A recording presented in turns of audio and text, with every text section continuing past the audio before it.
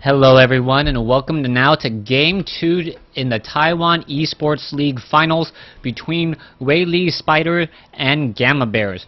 We see Spider DS spawning as the blue Terran player on the top left hand side of the map.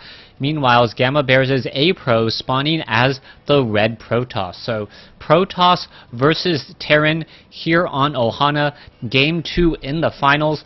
And I hope to bring you guys more TESL action as the seasons do roll on. I believe there are 4 teams out there right now in Taiwan, but let's go ahead and focus on these 2 teams, Spider and Gamma Bears.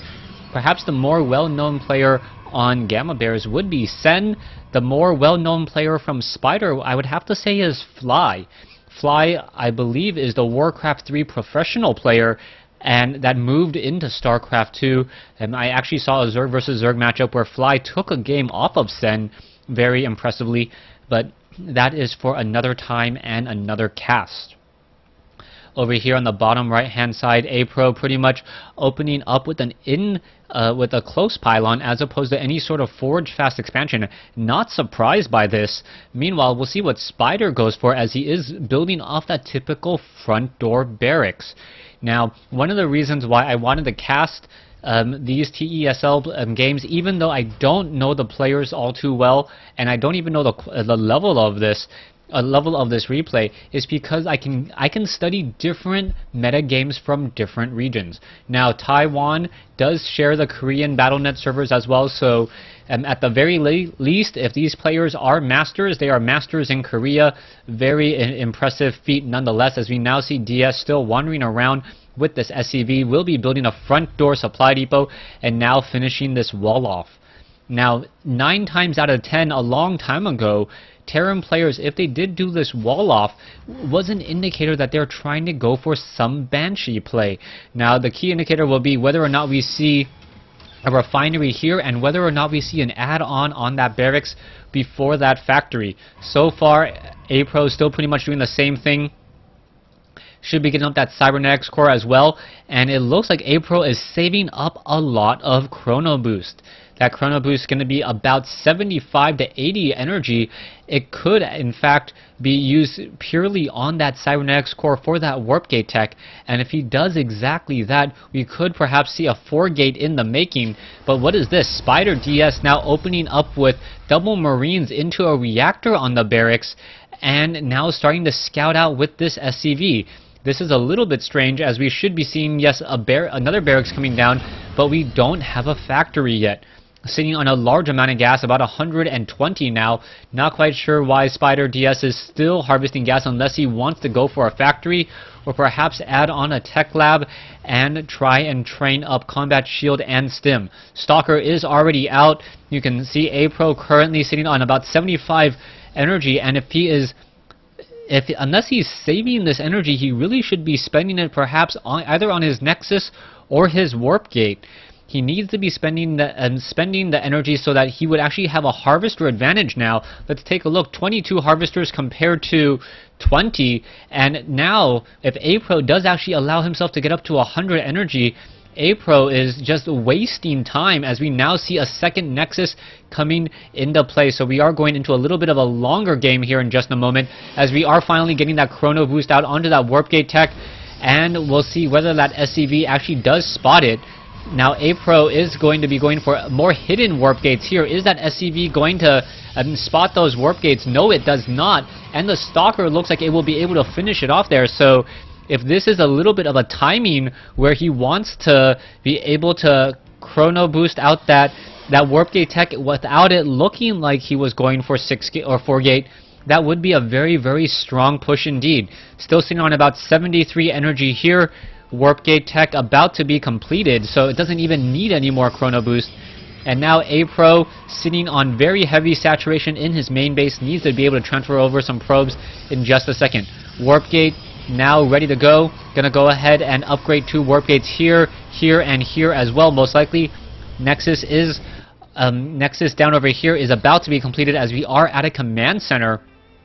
We are going into what, combat shield, no, stim pack, then combat shield. We are getting a factory down here, and we need to see a starport come in just a moment. Marines and Marauders now trying to make their way up the ramp, gonna quickly get taken down by those sentries. Zealots now slicing and dicing their way through these units as the Marauders and the Marines chasing up that ramp.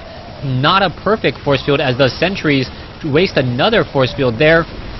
And now the Marines and the Marauders are trying to trade up against those very, very expensive units. Let's take a look at the losses. 800 versus 575. But there is still a small advantage for Apro to supply, as we are now finally seeing all of that chrono boost be used. Now, I really think that if Apro had chrono boost out those probes, he would have a stronger economy, but perhaps he didn't want to spend that much economy early, or spend that much minerals on economy early on. Starport now adding reactors. We are getting into more barracks, so it is going to be that 3 racks play. One barracks with a reactor into a barracks with a tech lab. Now going into a much more standard play. Combat shield still not being added, as we're seeing the Stalkers are trying to engage. The Marauders being very, very smart, trying to stay in the backfield, as the rest of the Stalkers are simply going to fall. No concussive shell, as the Zealots are now warping their way in. They have warped their way up onto the high ground. An SCV tanking a lot of that damage, and a beautiful play once more by DS to make sure that not that much damage was dealt. DS now sitting on a 50 supply advantage over Apro's 39. It doesn't look like much, but it is about a 25% increase in overall army size. But that could come in from the fact that there is about 8 supply or 9 supply currently being trained. Warp gate tech means that Protoss players are generally a little bit behind in terms of overall supply, since their units come out so quickly off of those warp gates anyway. Factory now making a move across the field. Robotics facility up on the front. Most likely will be training up an observer to keep track of the units. Marines now moving out with stim.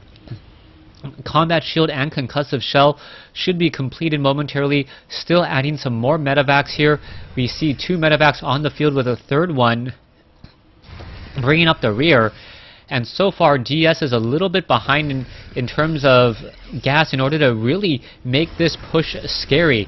If he had started that combat shield just 20 seconds earlier, he could perhaps push now, but he will be having to deal with more and more Immortals and more of a defensive army, as we should see some sentries here. The sentries do place down 2 fairly strong force fields. I would have liked to have seen the army to actually be baited a little bit more, as that would force at least the medevacs to try to pull up. And now we see that the destructible rocks will get taken down, and this is going to be a problem. The Immortal will be ready in a second. Robotics Bay needing about another 10 seconds or more. Concussive shell, stim, combat shield is all ready to go, as the Marines and the Marauders look to come up that ramp here. Robotics Bay has been completed. Are we going into Colossi? Not quite yet. One low ground pylon, or high ground edge cliff pylon, in a little bit of trouble, as the Zealots are getting destroyed. Sentries getting destroyed, and DS is just in a very good position here. Apro not warping in at just the right location, as some Marines and Marauders will get taken down. Apro now trying to test that front door. We do see 4 medevacs ready to go. Sentries do not have enough for a force field, and that may be it. The units are able to get up onto the high ground. There's some manor mules coming in from DS, and Apro, Gamma Bears as the Apro loses game 2. So we are all tied at 1 game apiece between Wayi, Spider, and Gamma Nia. Thanks for watching. Thanks for listening.